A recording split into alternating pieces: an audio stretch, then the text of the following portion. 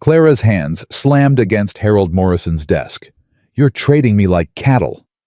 The banker's smile never faltered. "Sign the marriage certificate, Miss Whitmore, or lose your teaching position by Monday. Ethan Walker needs a wife to save his ranch. You need respectability to keep your job. It's a business transaction." Across the room, Ethan stood, silent, grief-stricken eyes refusing to meet hers. "I won't do this," Clara whispered. Morrison leaned forward.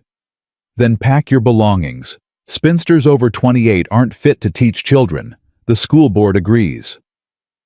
Clara looked at the contract, at Ethan's defeated posture, at her own signature line waiting. Her entire life reduced to one impossible choice: marry a stranger who'd never love her, or lose everything she'd fought to build. Before we continue, I invite you to subscribe to our channel and follow this story to the very end. Comment below with the city you're watching from so I can see how far this story has traveled. Now let's dive into part 1. Clara's hands shook as she walked back to the schoolhouse, Morrison's proposition echoing in her skull. Marriage. To Ethan Walker.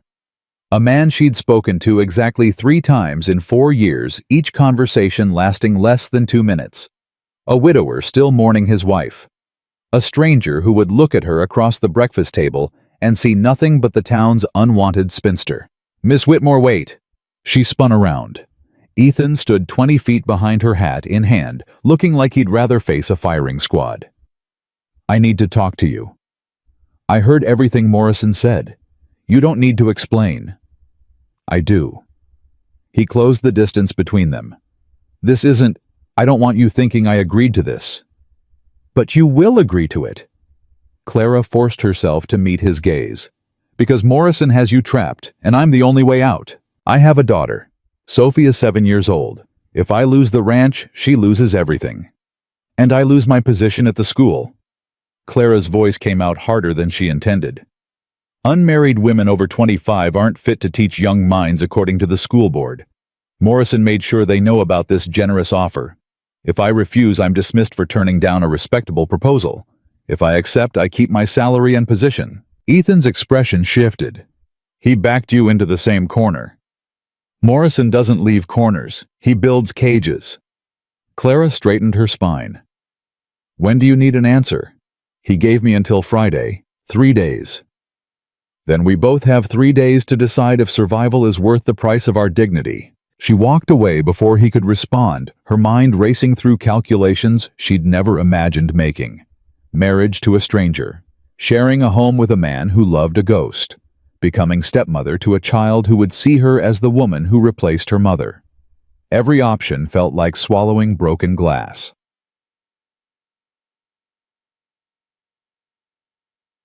That evening, Clara sat in her small rented room above the general store, staring at the ledger where she tracked every penny of her salary. $22 a month. 10 went to rent, 4 to food, 3 to supplies for students whose families couldn't afford paper and pencils. The rest disappeared into the cost of simply existing. She had $17 saved. $17 between her and complete destitution if she lost this job. A knock interrupted her thoughts. "Clara, it's Margaret's mother. May I come in?" "Mrs. Patterson, Ethan's former mother-in-law." Clara opened the door, confused. The older woman entered without ceremony. "I heard about Morrison's arrangement." News travels fast. In Silver Creek, news travels before it happens. Mrs. Patterson sat down uninvited. "I need to tell you something about my son-in-law." "Mrs. Patterson, I don't think..."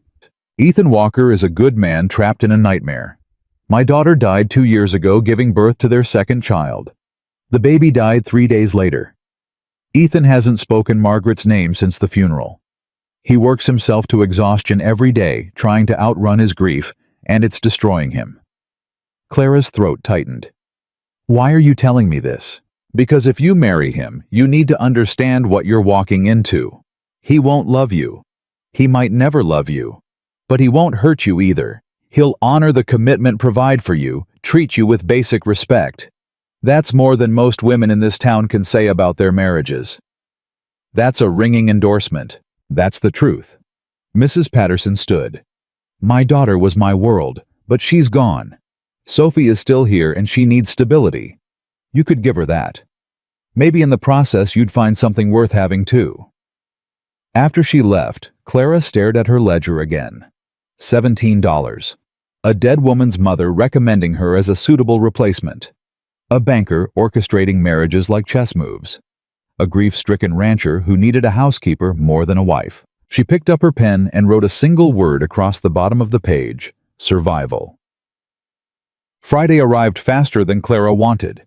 She met Ethan at the courthouse, both of them dressed in their Sunday clothes, both of them looking like they were attending a funeral instead of a wedding. Judge Mitchell performed the ceremony with the enthusiasm of a man reading a grocery list. Do you, Ethan Walker, take Clara Whitmore to be your lawfully wedded wife? I do. Do you, Clara Whitmore, take Ethan Walker to be your lawfully wedded husband? Clara looked at Ethan's face, blank, resigned, dutiful. She thought about her $17, her rented room, the school board meeting scheduled for Monday where they would decide her fate. I do. By the power vested in me by the state of Colorado, I now pronounce you husband and wife. No one kissed. No one smiled. They signed the papers while Morrison watched from the corner, satisfaction gleaming in his eyes. The loan extension will be processed Monday morning, Morrison said. Congratulations on your marriage. Ethan's hand clenched around the pen hard enough to crack it. We're done here. He walked out without waiting for Clara. She followed 10 paces behind her new husband, already establishing the distance between them. The ranch house was smaller than Clara expected. 2 bedrooms, a main room with a kitchen area, a porch that needed repairs. Ethan's daughter Sophie stood in the doorway, her dark eyes studying Clara with the intensity of a judge passing sentence. Sophie, this is Clara. She's going to be staying with us now. Is she my new mother? The question hit like a slap. Ethan's face went white. Clara knelt down to Sophie's eye level. No, sweetheart. I'm not your mother. Your mother was a wonderful woman who loved you very much. I'm just Clara. Your father and I got married today, which means I'll be living here and helping out. But I'm not trying to replace anyone. Sophie's expression softened slightly. Papa said we needed help because of the money problems. That's right. Are you going to leave when the money gets better? The question caught Clara off guard. She glanced at Ethan, who looked equally blindsided. That's not... We're married now, Sophie. That means I'm staying. Mama said she was staying too. Then she left. The child walked back into the house before Clara could respond. Ethan's jaw worked like he was chewing nails. She doesn't understand death yet. She thinks Margaret abandoned her. Has anyone explained? I tried. Mrs. Patterson tried. She doesn't want to hear it. He picked up Clara's small trunk. You'll take the room on the left. Sophie sleeps in the room on the right. I sleep in the barn. The barn. I'm not sharing a bed with you. This is a business arrangement. You keep house help with Sophie, manage the household accounts. I work the ranch and keep Morrison's loan current. That's the extent of our agreement. He carried her trunk inside and left it in the doorway of her new room. When he walked back out, he didn't look at her. Clara stood in the main room of her new home, listening to her husband's boots cross the yard toward the barn, and wondered what kind of hell she'd just agreed to inhabit. So, the first week was warfare conducted in silence. Ethan left before dawn and returned after dark. Sophie watched Clara with the wariness of a cat deciding whether to trust a stranger. Clara cooked meals no one thanked her for, cleaned a house that fought back with accumulated dust and neglect, and slept in a bed that smelled like another woman's lavender soap. On the 8th day, she'd had enough. Ethan came in for supper and found Clara sitting at the table with his account ledgers spread out in front of her. What are you doing with those? Reading them. Sit down. Those are private. We're married. Your debts are my debts now. Sit down. Something in her voice made him obey. He sat across from her, his expression dark. Clara pushed the ledgers toward him. Morrison has been overcharging you for 3 years. Look at these interest calculations. He's adding compound interest on top of simple interest, then charging penalties on the compounded amount. This loan should be half what he claims you owe." Ethan grabbed the ledger, his eyes scanning the numbers. "I trusted his calculations. That was your first mistake. Your second was not reading the contract terms. Your third was agreeing to this marriage without negotiating better conditions." "Better conditions? He was taking my ranch." "He's still taking your ranch, just slower." Clara pulled out another document. "This extension he gave you, it's for 6 months at triple the interest rate. In 6 months you'll owe him more than you owe now. He's not saving you. He's bleeding you dry." Ethan's hands trembled as he read the extension terms. "That son of a... We need a lawyer, someone who can review these contracts and find the legal holes." "Lawyers cost money we don't have." "Then we find another way." Clara met his eyes. "I didn't marry you to watch Morrison steal everything you've built. If we're going to survive this, we survive it together.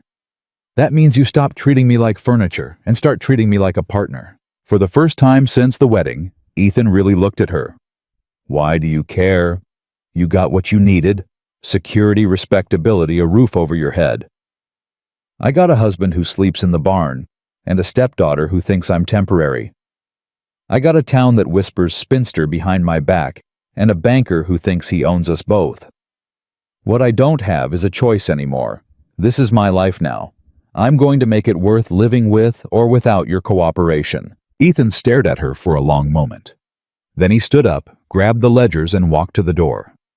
"Where are you going?" "To check something." He paused in the doorway. "My father kept copies of all Morrison's original loan documents in a lockbox. If you're right about the overcharges, we might have proof." He returned 2 hours later with a metal box full of papers. They stayed up until 3 in the morning, comparing documents, finding discrepancies, building a case against Morrison's calculations. By dawn, they had a list of 17 separate violations of Colorado lending law. This could get him disbarred from banking in the territory. Ethan said, his voice rough with exhaustion and something that might have been hope. "This could get us killed." Clara rubbed her eyes. "Morrison doesn't strike me as a man who accepts defeat gracefully." "What do you suggest?" "We need leverage, something that makes it more dangerous for him to fight us than to settle quietly." "What kind of leverage?" Clara thought for a moment. "Does Morrison have enemies in town? People he's crossed, other debtors he's squeezed?" "Half the county, but they're all too scared to stand against him. Then we make them less scared." Clara gathered the documents. "We start by filing a formal complaint with the Territorial Banking Commission. That creates an official record. Then we quietly let slip to Morrison's other debtors that we found discrepancies. If enough people start questioning their loans, Morrison will have a crisis on his hands." Ethan studied her like he'd never seen her before. "You're terrifying when you're strategic. I taught myself mathematics from books the school board said were too advanced for women. I manage a classroom of 30 children with 6 different reading levels and 4 languages. Strategy is how I survived every day before you married me." "Clara, don't." She cut him off. "Don't apologize for the marriage. Don't thank me for helping. We're trapped in this together. We either fight together or we drown separately. I prefer fighting." He nodded slowly. "Then we fight." The next morning, Clara walked into town and filed their complaint at the territorial office. The clerk's eyes widened as he read through their documentation. "Ma'am, are you certain you want to submit this? Mr. Morrison is a powerful man." "Mr. Morrison is a criminal who's been stealing from half the county. File it." She walked out of the office and straight into Harold Morrison on the boardwalk. "Mrs. Walker, how lovely to see you adapting to married life." "Mr. Morrison." Clara kept her voice level. "I trust your banking practices are equally well adapted to territorial law." His smile didn't reach his eyes. "I have no idea what you mean." "Then I'm sure the Banking Commission's review will find everything in perfect order." Morrison's expression hardened. "You filed a complaint." "I filed 18 complaints. One for each violation of lending law I discovered in my husband's accounts." "You're making a grave mistake." "No, Mr. Morrison." You made the mistake when you assumed I was just a helpless spinster you could manipulate. I'm a school teacher. I know how to read. I know how to calculate. And I know how to recognize a fraud when I see one." She walked past him before he could respond. Her hands were shaking, her heart pounding, but she kept her spine straight and her steps steady. When she got back to the ranch, Ethan was waiting on the porch. "Morrison came by while you were gone. He threatened to call in the entire loan immediately." "Can he do that?" "According to the contract terms, yes. If we're in default, he can demand full payment within 30 days. Clara's stomach dropped. "We can't pay that." "No, we can't." Ethan's expression was grim. But he also said something interesting. He said if you withdraw the complaint, he'll honor the original extension terms. Lower interest rate full 6 months. He's scared. What? He's offering a deal because he's scared of what we might find if we keep digging. If those violations existed in your contracts, they exist in dozens of others. He's trying to shut us up before this becomes a wildfire. Ethan leaned against the porch railing. "So, what do we do?" Clara thought fast. "We call his bluff. Tell him we'll withdraw the complaint in exchange for a complete audit of all his lending practices by an independent territorial examiner. If he's clean, he has nothing to worry about. If he refuses, it proves he's hiding something worse." That's insane. That's strategy. He's expecting us to back down. Instead, we push harder. Ethan looked at her for a long moment, then started laughing. It was the first time she'd heard him laugh since the wedding. "What's funny, Morrison thought he was punishing me by forcing me to marry the town spinster. Instead, he gave me the smartest partner I've ever had." Something warm bloomed in Clara's chest at the word partner. She pushed it down ruthlessly. This wasn't romance. This was survival. She couldn't afford to confuse the two. "Tell Morrison we'll discuss his offer tomorrow. Give him time to sweat."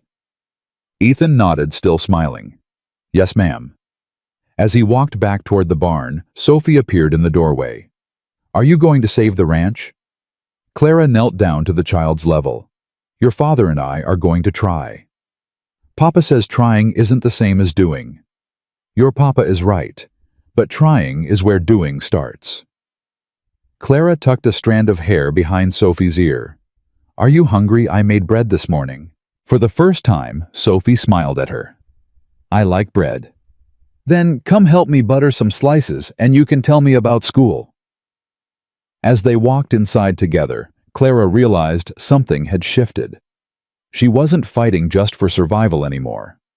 She was fighting for this little girl, for the man who slept in a barn, rather than face his grief for the ranch that represented everything they had left. Morrison had tried to trap her in a loveless marriage. Instead, he'd given her something to fight for. And Clara Whitmore had never lost a fight she truly cared about winning. Morrison showed up at dawn the next morning, his buggy kicking up dust as it barreled down the ranch road. Clara was feeding the chickens when she heard Ethan's voice rise from the barn. "Get off my property." "I'm here to discuss reasonable terms, Walker. Unless you'd prefer I call in the full loan today." Clara dropped the feed bucket and ran toward them. Morrison stood 10 feet from Ethan, 2 hired men flanking him like guard dogs. "Mrs. Walker, how delightful. Perhaps you can talk sense into your husband." "My husband and I speak with one voice, Mr. Morrison. If he wants you gone, so do I." Morrison's smile was cold. "Then let me be clear. Withdraw your complaint by noon or I file foreclosure papers this afternoon. You'll have 30 days to vacate." Ethan's hand moved toward the rifle propped against the barn door. Clara stepped between them. "File your foreclosure. We'll see you in court." "You can't afford a lawyer." "We don't need one. Territorial law allows debtors to represent themselves in lending disputes. I've read the statutes, every single one." Morrison's eye twitched. "You're bluffing." "Test me." For 5 seconds, nobody moved. Then Morrison turned to his men. "Let's go. These fools want to destroy themselves. I'm happy to watch." His buggy disappeared in a cloud of dust. Ethan grabbed Clara's arm. "What the hell were you thinking?" "We can't fight this in court." "We can and we will." Clara. He's terrified, Ethan. Did you see his face? He brought hired muscle to intimidate us because he knows we're right. Men who have the law on their side don't need threats. He'll bury us, only if we let him. Clara pulled her arm free. I need to go into town, now. Why? Because if Morrison is this scared, there are other people who deserve to know why. She was already moving toward the house when Sophie called from the porch. Clara, wait. Your dress is all dusty. Clara looked down. Chicken feed covered her skirt. She'd run out here looking like a farm wife, not the schoolteacher who'd once commanded respect. Something about that felt right. Sophie, can you help me change quickly? I need to look respectable. The girl's face lit up. I can help. 15 minutes later, Clara rode into town, wearing her best dress, her hair pinned perfectly, her spine straight as iron. She tied her horse outside the general store and walked in like she owned the place. Mrs. Henderson looked up from the counter. Clara, I mean Mrs. Walker. What brings you? I need you to gather the Women's Church Auxiliary. Emergency meeting, 1 hour. Tell them it's about their family finances. I don't understand. Morrison has been overcharging debts across the county. My husband and I found proof. If your husband has a loan with Morrison's bank, you need to hear this.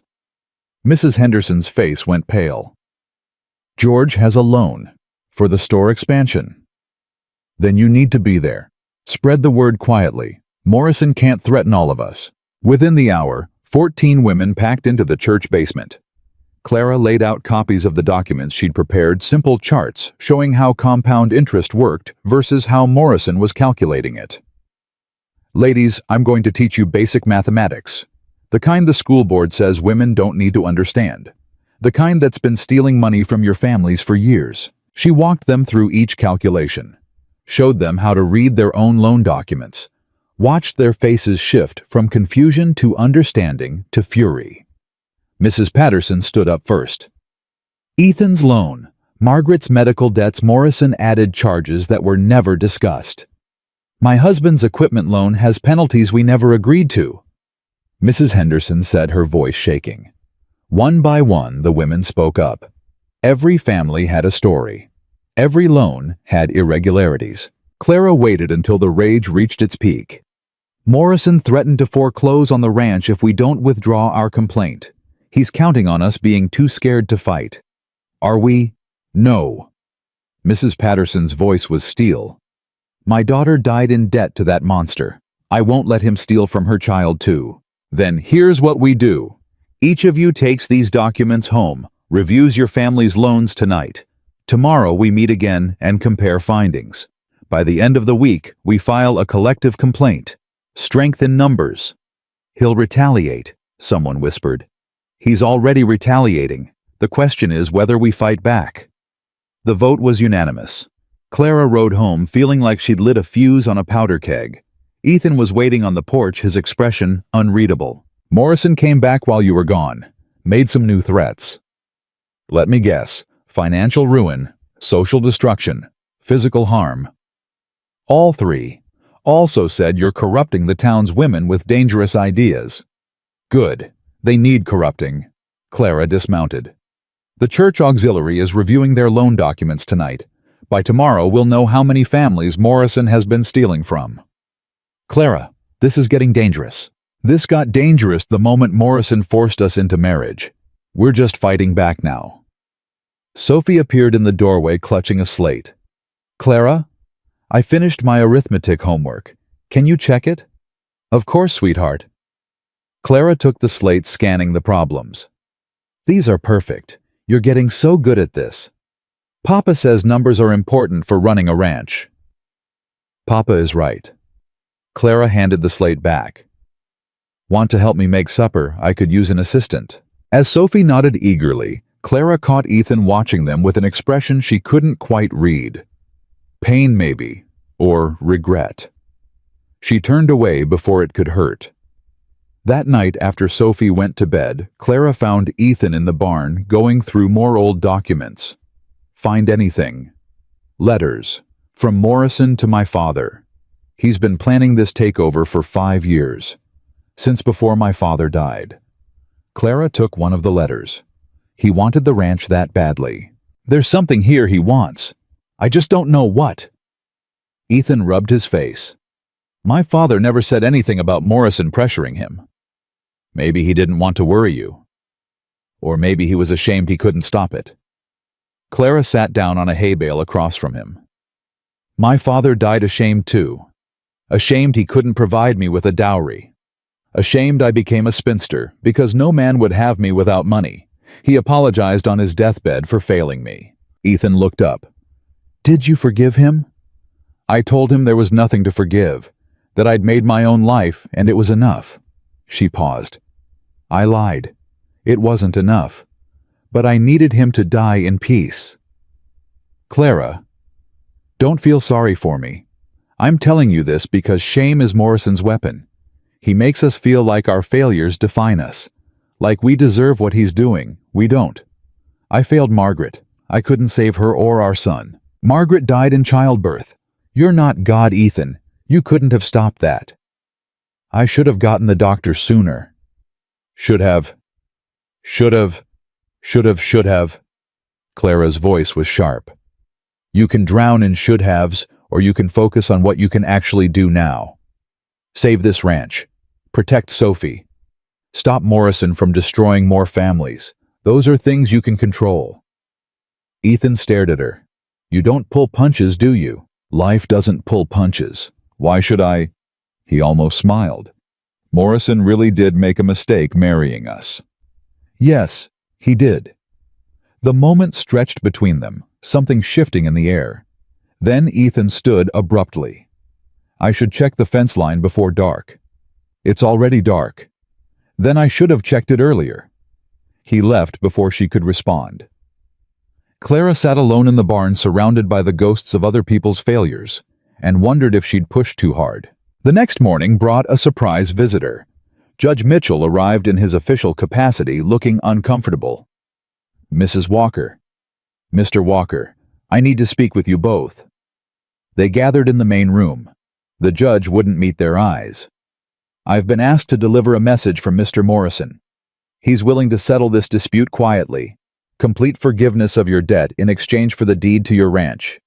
Absolutely not, Ethan said immediately. Hear me out. He'll give you 6 months to relocate, provide a stipend for your moving expenses, and guarantee no legal action against either of you. In exchange for everything my family built? No. Mr. Walker, I'm trying to help you. If this goes to court, Morrison has resources you can't match. He'll win, and you'll lose everything anyway. This way, you walk away with something. Clara had been silent, studying the judge's face. Now she spoke. What did Morrison promise you? I beg your pardon. You're not here as a neutral party. You're here as Morrison's messenger. What did he offer you? A reduced loan? A judgeship in the territorial court. What's your price, Judge Mitchell? The judge's face flushed. How dare you? I dare, because you're not even trying to hide it. You won't look at us. You're sweating. You delivered Morrison's offer like it was a court order instead of a bribe. This conversation is over. Mitchell stood. You have 24 hours to accept Morrison's settlement. After that, he proceeds with foreclosure. After he left, Ethan turned to Clara. You just accused a judge of corruption. He is corrupt. Proof? His hands were shaking. His pupils were dilated. He's terrified of Morrison, which means Morrison has leverage on him too. That doesn't help us. Actually, it does. Clara was already moving toward the papers they'd been collecting. If Morrison owns the judge, he owns the court, which means we can't win through the legal system. Then how? We go over his head, straight to the territorial governor's office. Ethan stared at her. You want to take on the governor? I want to give the governor a reason to take on Morrison. Corruption charges against a judge and a banker. That's political gold for a governor looking to clean up the territory. That's insane. That's our only option. Clara found the letter she was looking for. Morrison sent this to your father 3 years ago. Look at the signature. He doesn't just sign as a banker, he signs as the county treasurer. So he's been managing public funds while simultaneously running a private bank. That's a conflict of interest at minimum, embezzlement at worst. If we can prove he's been mixing county money with his personal business, the governor would have to investigate. Exactly. Ethan grabbed her shoulders suddenly. Clara Whitmore Walker, you are the most dangerous woman I've ever met. The use of her full married name sent a jolt through her. His hands were warm on her shoulders. His eyes were bright with something that looked almost like admiration. She stepped back before she could do something stupid. We need to move fast. Morrison's 24-hour deadline means he's desperate. Agreed. I'll ride to the territorial office in Denver. File the complaint directly. That's 2 days of travel. Morrison will foreclose before you get back. Then we split up. You stay here and hold the ranch. I'll go to Denver. Ethan, I can't. You've been running this household for weeks. You can handle 2 days alone. It's not the household I'm worried about. It's Morrison. Take the rifle. Keep Sophie close. Lock the doors at night. He was already grabbing his coat. I'll leave within the hour. Wait. Clara caught his arm. If Morrison's men come while you're gone, shoot first. Ask questions later. I'm serious. So am I. Ethan met her eyes. You're my wife. This is your home. Defend it. He left her standing there, her heart pounding, his trust sitting on her shoulders like a weight she wasn't sure she could carry. 2 hours later, she watched him ride out headed for Denver with documents that could destroy Morrison or get them both killed. Sophie stood next to her on the porch. Is Papa coming back? Yes, sweetheart. He'll be back in a few days. Mama said she'd come back too. Clara knelt down, taking Sophie's small hands. Your mama wanted to come back. She loved you more than anything. Sometimes, though, people can't keep their promises even when they want to. Your papa will keep his promise. I promise you that. What if he doesn't? Then you and I will figure out what to do next. Together. Sophie studied her face. You're scared. I'm terrified. But you're staying anyway. I'm staying anyway. The child wrapped her arms around Clara's neck. I'm glad you're here. Clara held her, this little girl who'd lost so much, and felt her own eyes burn. Me too, sweetheart. Me too. That night, Clara locked every door and window, loaded the rifle and propped it next to her bed, lay awake listening to every creak of the house, settling every rustle of wind through the trees. Morning came with a knock at the door. Clara grabbed the rifle and peered through the window. Mrs. Patterson stood on the porch alone. Clara, open up. It's important. Clara unlocked the door, rifle still in hand. What happened? The Women's Auxiliary met again last night. We reviewed 14 family loans. All of them have the same irregularities you found. That's good. That's evidence. That's... Morrison found out. He's calling in every loan, all of them. 30 days to pay in full or face foreclosure. Mrs. Patterson's voice broke. He's going to destroy every family that supported you. Clara's blood went cold. When did he announce this? This morning. Posted notices at the bank. The whole town is in a panic. He's trying to isolate us, make it too expensive for anyone to stand with us. It's working. Half the women are talking about withdrawing from the complaint. Their husbands are furious. They're blaming you for stirring up trouble. Clara set down the rifle carefully. Mrs. Patterson, I need you to be honest. Do you regret helping us? No, but I'm scared. Good.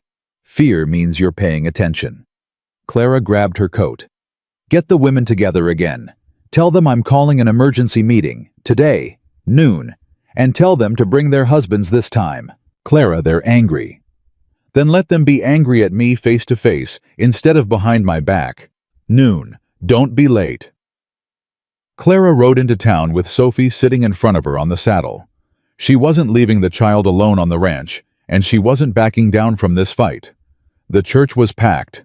Angry men, frightened women, children sensing the tension. Clara stood at the front with Sophie by her side and waited for the shouting to die down. You did this.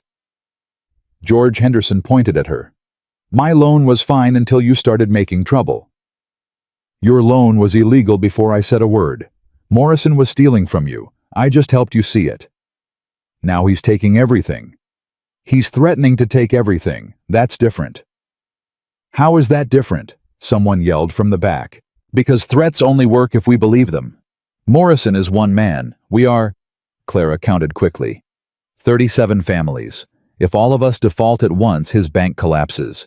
He can't foreclose on everyone. He doesn't have the resources. The room went silent. You're saying we should all refuse to pay? Mrs. Patterson asked carefully. I'm saying we form a debtors' coalition. Collectively renegotiate our loans at fair terms.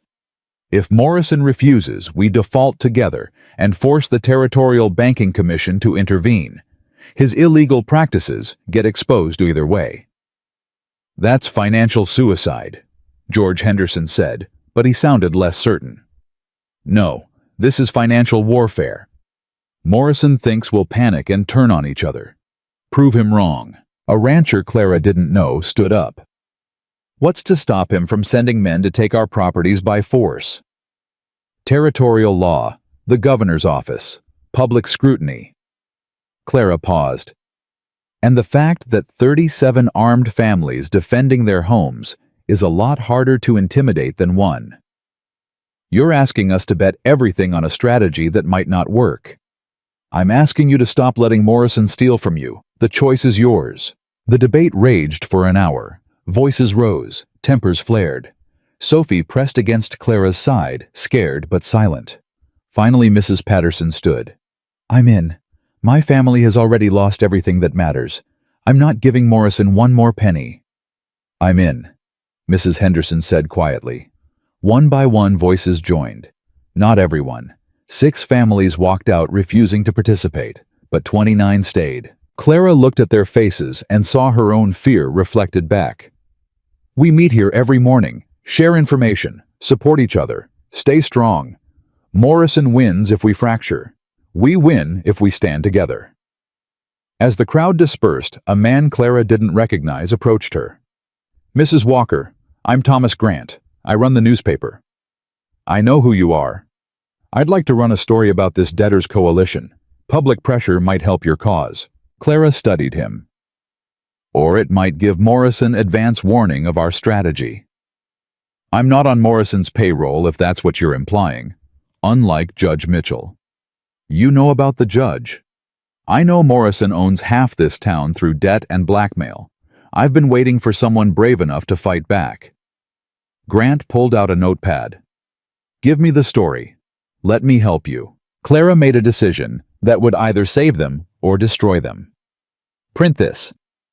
Morrison has been systematically defrauding debtors across the county through illegal lending practices. We have documentation. We've filed complaints with the Territorial Banking Commission. If the governor's office wants the evidence, they can contact me directly. Grant scribbled frantically. This will run in tomorrow's edition. Make sure it does. As she walked back to her horse, Sophie tugged her sleeve. Clara, are we going to be okay? Clara picked her up, holding her tight. I don't know, sweetheart. But we're going to fight like hell to make sure we are. The ride home felt longer than it should have. Clara kept scanning the horizon for Morrison's men. Kept the rifle loaded across her lap. Kept Sophie close. When they reached the ranch, smoke was rising from the barn. Clara's heart stopped. She pushed Sophie toward the house. Run inside. Lock the door. Don't come out until I say. She grabbed the rifle and ran toward the barn. The door was open. Inside, someone had piled hay in the center and lit it on fire. Clara didn't think. She grabbed buckets and started hauling water from the well. The fire was small, contained more threat than actual danger. She doused it in 10 minutes, coughing from smoke, her hands blistered from the hot bucket handles. A piece of paper was nailed to the barn door. Clara pulled it down with shaking hands. Withdraw or watch everything burn. You have until your husband returns. M. She stood there covered in soot and ash, her hands bleeding. Her daughter terrified in the house, her husband 2 days away in Denver, and felt rage unlike anything she'd ever known. Morrison wanted war. He was about to get it. Clara walked into the house, locked the door, and found Sophie crying in the corner. The barn was on fire. I saw the smoke. It's out. We're safe. Clara set the rifle down and pulled the girl into her arms. Listen to me. We're not leaving. We're not giving up. Do you understand? Sophie nodded against her shoulder. I'm scared. Good. That means you're smart. Clara pulled back to look at her. But being scared and being defeated are different things. We're scared, but we're staying. Say it with me. We're staying. We're staying, Sophie whispered. Louder. We're staying. Like you mean it. We're staying. Sophie's voice cracked, but held strong. Clara hugged her again, then stood up. Now, here's what we're going to do. You're going to help me pack our important papers in this saddlebag. If Morrison comes back, we might need to run fast. Can you do that? Yes. While Sophie gathered documents, Clara checked every window lock, every door bolt. She moved ammunition within reach, filled water buckets in case of another fire. By sunset, the ranch was a fortress. They ate cold supper because Clara didn't trust lighting the stove, sat in the dark because candles made them targets. When Sophie finally fell asleep, Clara kept watch by the window rifle across her lap, waiting for Morrison's next move. It came at dawn. 3 riders approached the house. Not Morrison's usual hired men. These were rougher, meaner. Clara recognized one from the saloon, a drifter who'd been run out of town twice for fighting. She opened the door before they could knock, rifle aimed at the lead rider's chest. Whatever Morrison's paying you, it's not worth dying for. The man smiled, showing broken teeth. Morrison said you'd be difficult. Said to deliver a message personal-like. Deliver it from there. He wants the deed to this property by noon today, signed and notarized.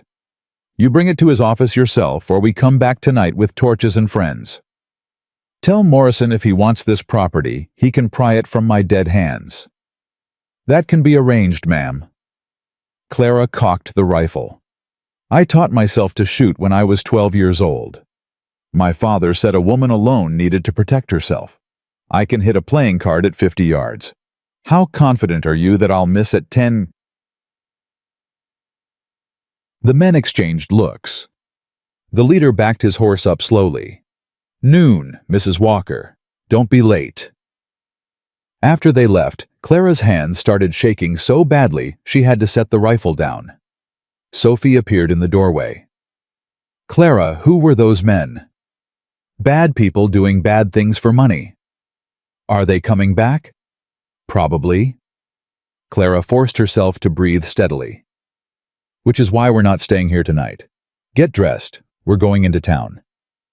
But Papa said to defend the ranch. I'm defending it by making sure you're safe first. Move. They packed quickly. Clara left the rifle propped by the door, obvious visible a warning. She locked every entrance and rode into town with Sophie heading straight for Mrs. Patterson's house. The older woman opened the door, took one look at Clara's face, and pulled them inside. What happened? Morrison sent men, threatened to burn us out tonight if I don't surrender the deed by noon. Dear God.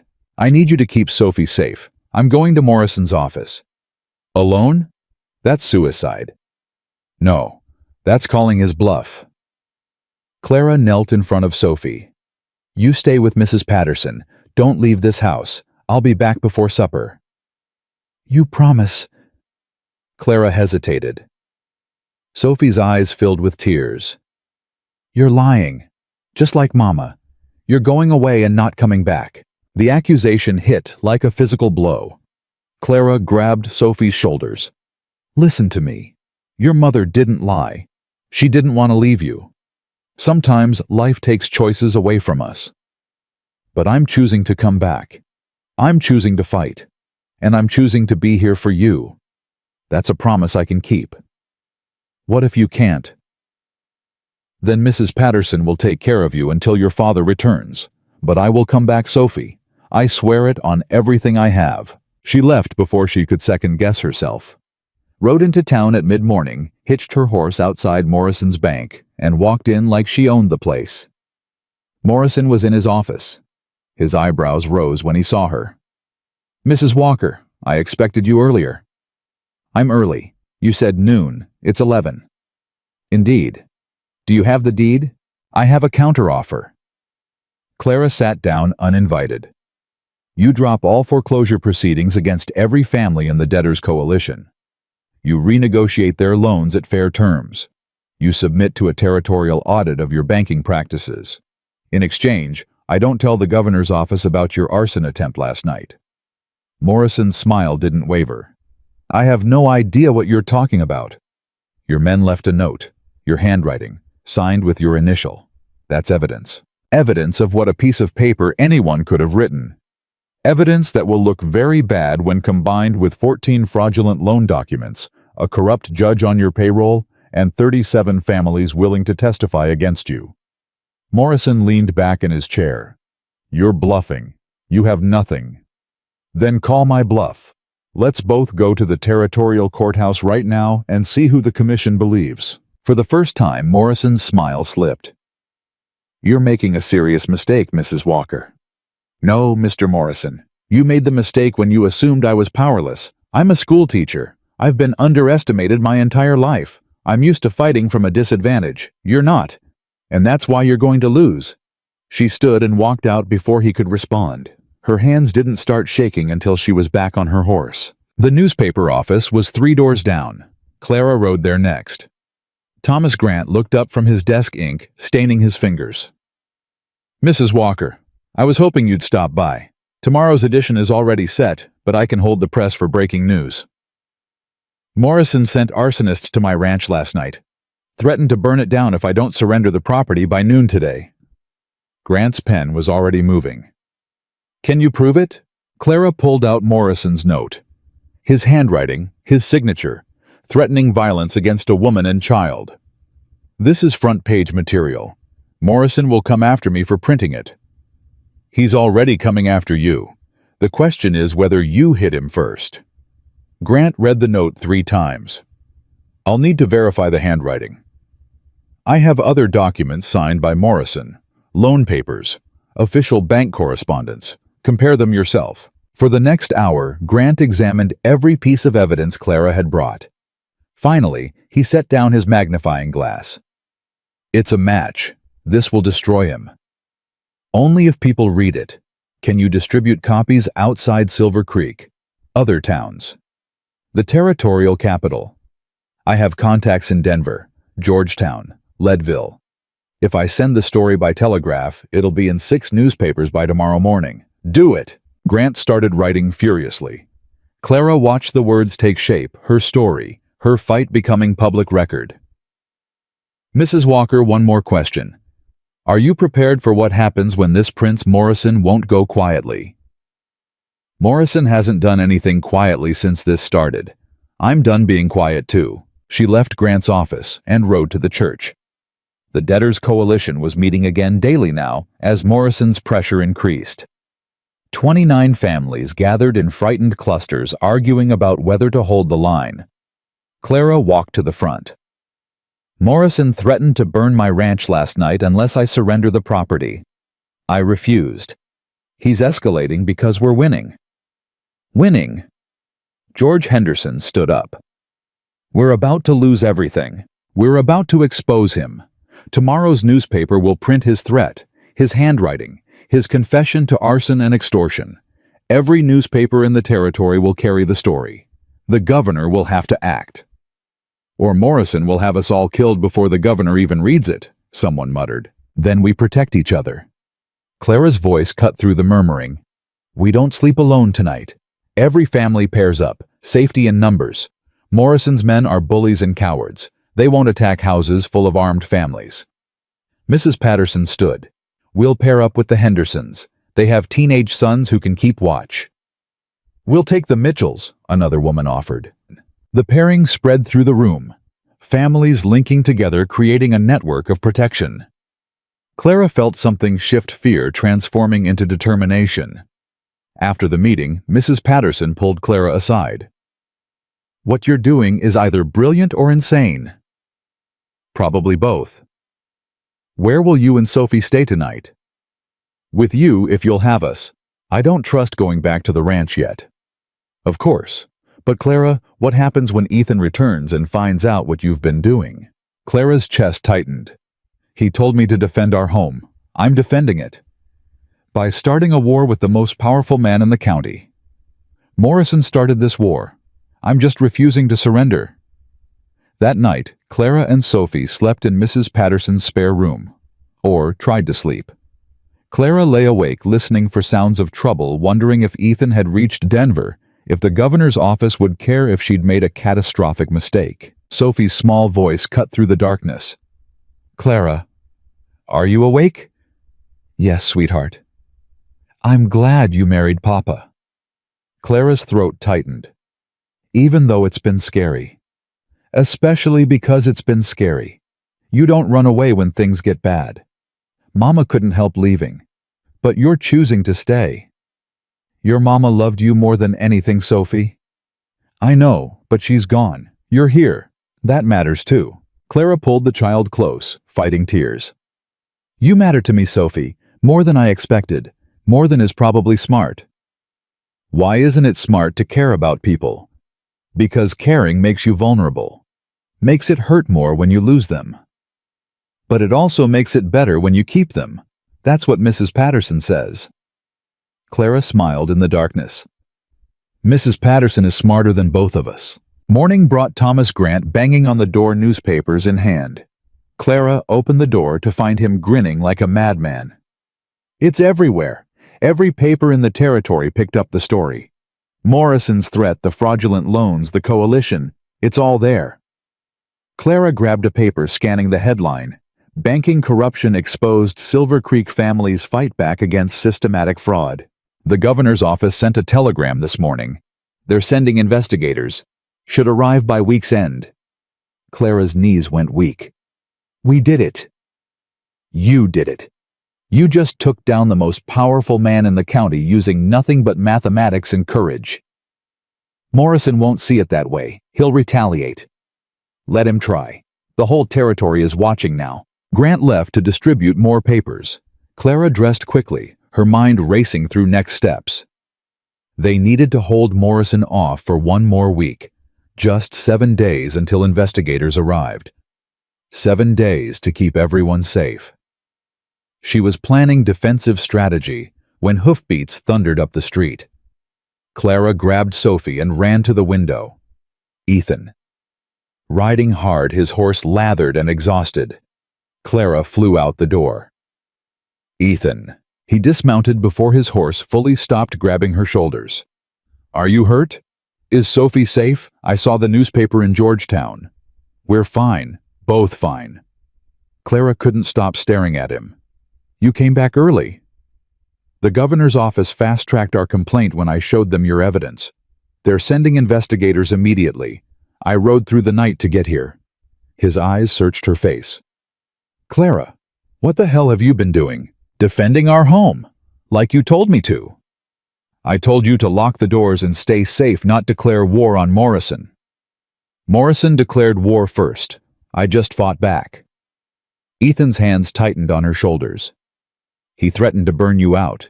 You could have been killed. But I wasn't. I'm right here. You should have run.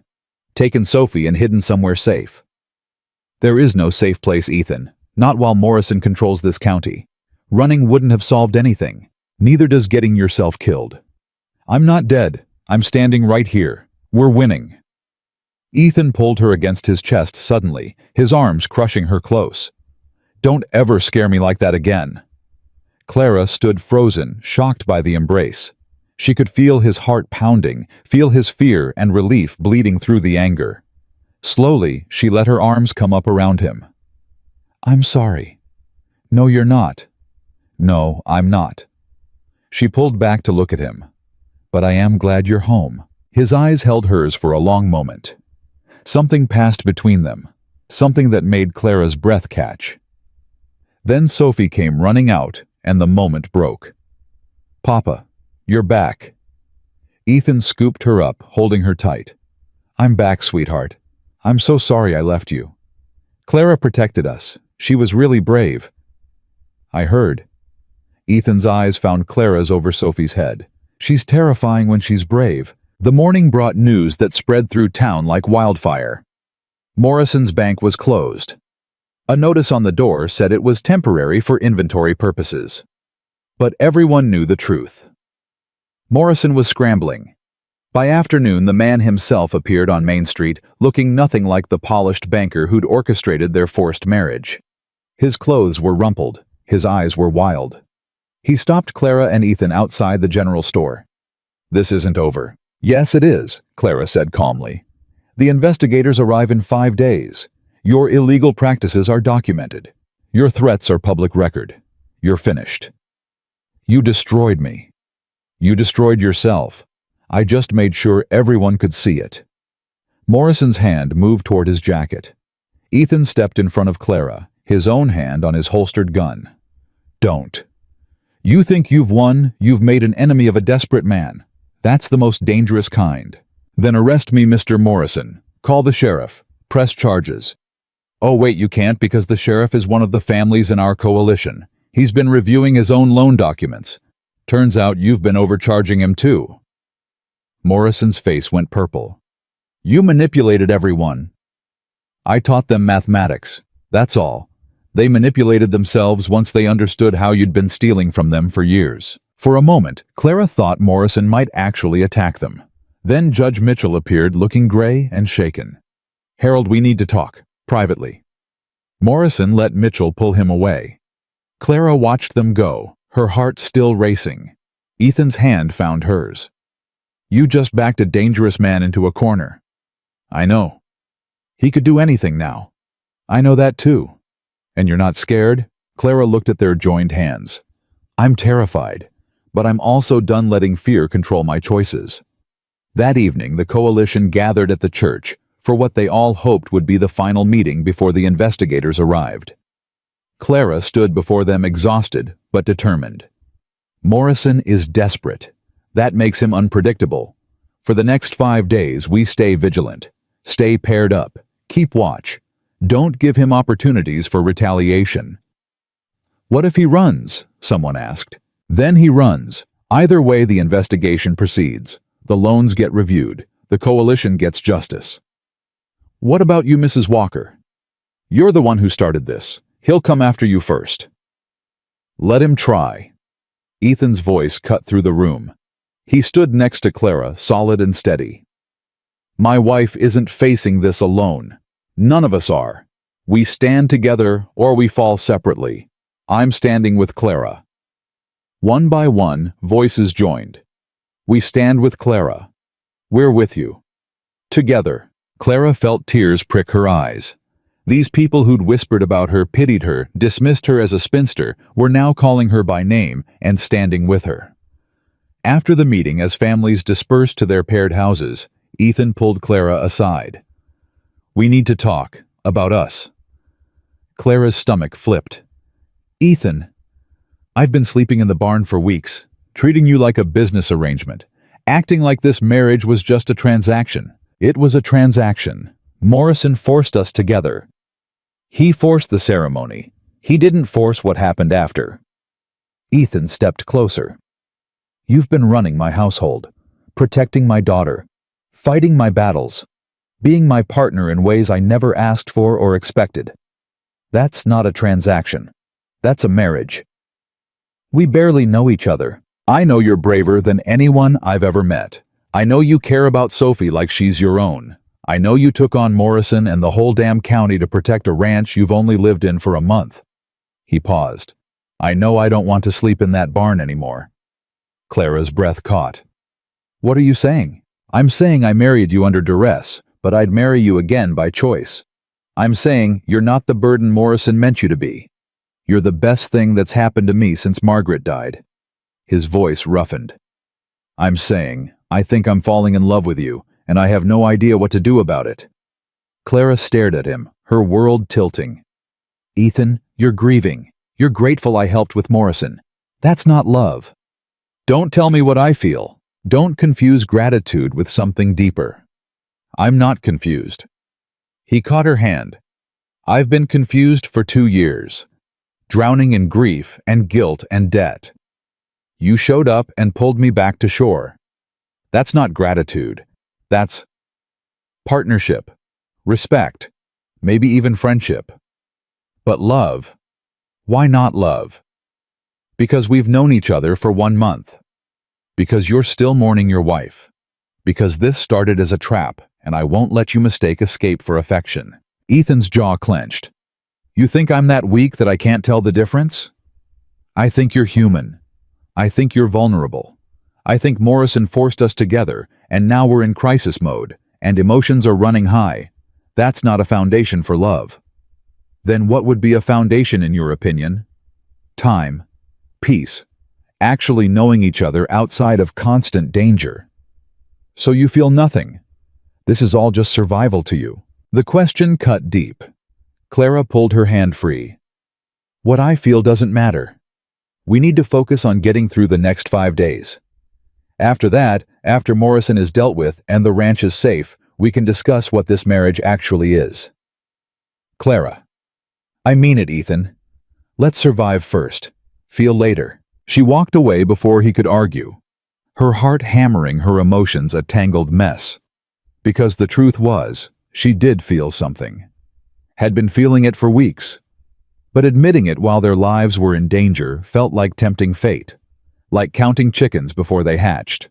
Like believing in fairy tales when reality kept proving how brutal life could be. That night, back at Mrs. Patterson's house, Clara couldn't sleep. Sophie was curled against her, breathing softly. The ranch was locked up tight.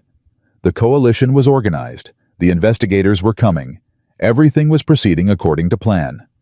So why did she feel like they were standing on the edge of a cliff, waiting for someone to push? The answer came at 3 a.m. when flames lit up the night sky. The ranch was burning. Clara grabbed Sophie and ran, boots barely on her feet. Mrs. Patterson already throwing open the door. The orange glow painted the night sky like a second sunrise. Stay here with Sophie, Clara shouted, already running toward her horse. Clara, wait! But she was gone, riding bareback through town, her nightdress billowing her heart in her throat. Other riders joined her, men from the coalition, who'd seen the flames, women who'd grabbed their husbands' rifles, families who'd decided enough was enough. Ethan reached the ranch first. Clara found him standing in the yard staring at the house. The entire structure was engulfed, flames eating through the roof windows, exploding from the heat. Ethan, everything! His voice was hollow. Every photograph of Margaret, Sophie's baby clothes, my father's letters, everything. Clara dismounted, her hands finding his. We're alive. Sophie is safe. That's what matters. This was my family's legacy. 3 generations built this ranch. Then we'll build a 4th. Clara squeezed his hands. The land is still here. The barn is intact. We can rebuild. With what money Morrison destroyed the house? He probably burned the legal documents too. He didn't. Thomas Grant rode up holding a leather satchel. I have copies of everything. Every loan document, every piece of evidence. I made duplicates before I ran the story. They're safe. Ethan turned to him. Why would you? Because I've been watching Morrison steal from this town for 5 years. Watching good people lose everything while he got richer. You and Clara are the first ones who fought back. I'm not letting him destroy that fight. More coalition families arrived. Mrs. Henderson brought blankets. George Henderson and his sons started organizing bucket lines even though the house was clearly lost. Mrs. Patterson rode up with Sophie, who broke free and ran to her father. Papa, is our house gone? Ethan caught her, holding her tight. The house is gone, but we're not. We're still here. Where will we live? We'll figure it out, sweetheart. Sheriff Tom Douglas arrived last, his badge catching the firelight. He'd been part of the coalition from the start, one of Morrison's victims who'd finally had enough. He walked around the house examining the burn patterns, then came back to Ethan and Clara. This was deliberate. Multiple points of origin. Accelerant used. Someone wanted this house to burn fast and hot. Morrison, Clara said. Probably. But I need proof. Witnesses. Something that will hold up when the territorial investigators get here. How about a confession? Mrs. Patterson's voice cut through the crowd. She held up a piece of paper. I found this nailed to my front door. Must have been put there while we were all rushing to the fire." Clara took the paper, her hands shaking. The handwriting was Morrison's. "You wanted war, Mrs. Walker. Now you have it. Every family that stands with you will burn. One house tonight, more tomorrow. Keep fighting and I'll reduce this entire town to ash. The choice is yours." Sheriff Douglas read it, his face hardening. "That's a direct threat. Signed confession to arson and terrorist threats. This is enough to arrest him." "Then do it," Ethan said. "I will. But Clara, you need to understand, once I arrest Morrison, his allies will retaliate. Judge Mitchell, the town council members on his payroll, half the businessmen who owe him favors. This gets ugly fast." "It's already ugly," Clara said. "Arrest him." Douglas nodded and rode toward town. The coalition families stayed, helping Ethan salvage what little could be saved from the barn and outbuildings. Clara worked alongside them, her mind racing through contingencies and backup plans. Dawn came with news that made everything worse. Morrison was gone. Sheriff Douglas returned empty-handed, furious.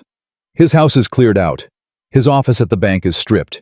He left sometime between the fire and my arrival. Probably fled the territory. So he gets away with everything." George Henderson's voice rose. "He destroys our lives and just runs. The investigators are still coming. His records are still here. We can still prove the fraud and get the loans annulled. But Morrison himself escapes justice. Unless we find him first." Clara's voice was quiet, but deadly. "Sheriff, can you organize a search party?" "For what? He's got hours of head start. Could be in 3 different states by now." "He's not in 3 different states. He's close." Clara turned to Ethan. "Your father's letters, the ones Morrison sent 5 years ago. What did they say about the ranch? What was Morrison really after?" Ethan's eyes widened. "The mineral rights. My father did a survey before he died, found signs of silver deposits in the eastern pasture. He never filed the claim because he couldn't afford the development costs. Morrison knew about it. Morrison was the one who paid for the survey. He and my father were supposed to be partners. Then my father died suddenly, and Morrison started pressuring me for loan repayment." Clara grabbed Sheriff Douglas's arm. "Morrison's not running. He's going to the eastern pasture to file that mineral claim himself. If he stakes it before we can prove fraud, he'll own the rights regardless of what happens to the bank. The Territorial Claims Office is in Georgetown. That's a 2-day ride. For us. Morrison left hours ago with fresh horses. He'll be there by tomorrow afternoon." Clara was already moving toward her horse. "We need to leave now." "Clara, you can't," Ethan started. "I can and I will.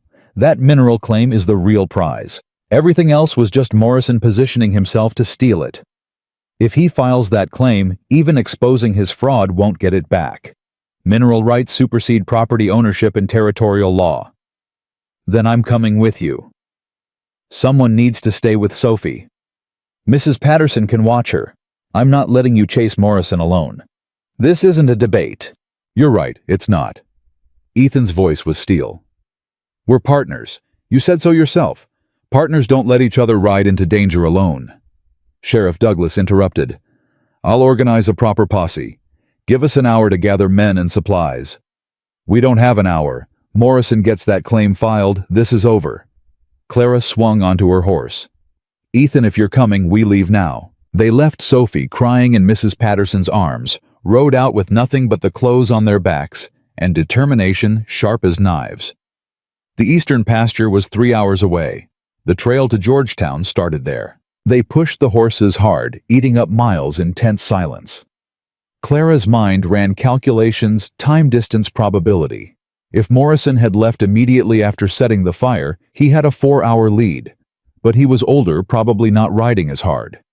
They might catch him before he reached Georgetown. Might.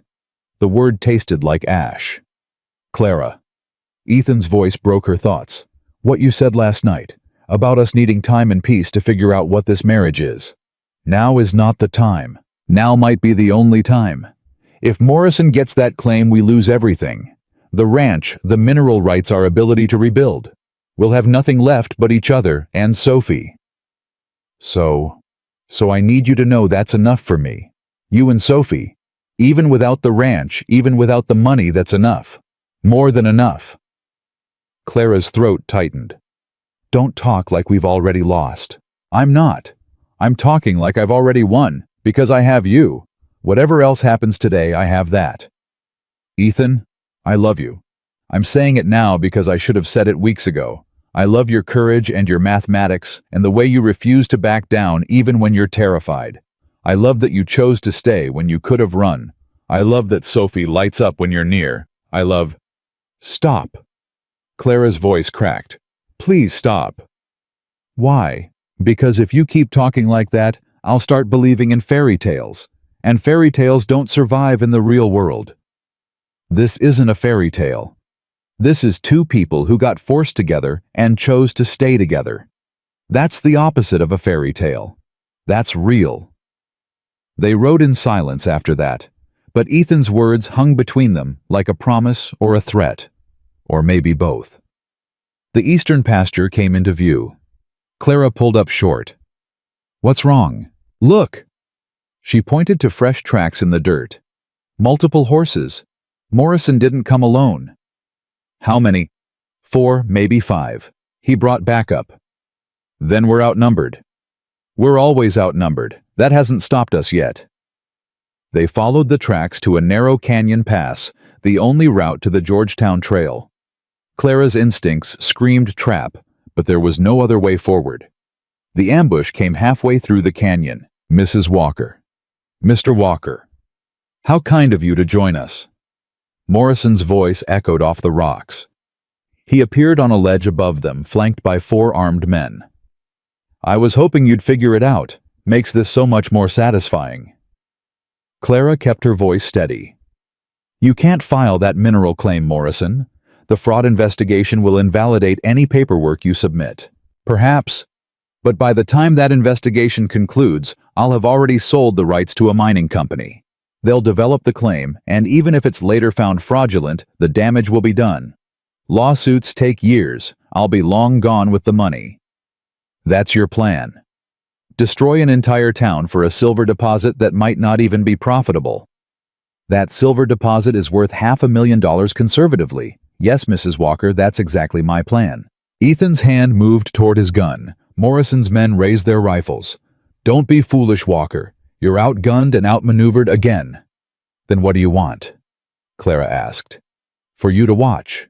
I want you to witness me filing that claim knowing there's nothing you can do to stop it. I want you to understand that all your clever schemes and coalition building and newspaper stories meant nothing in the end. I still win.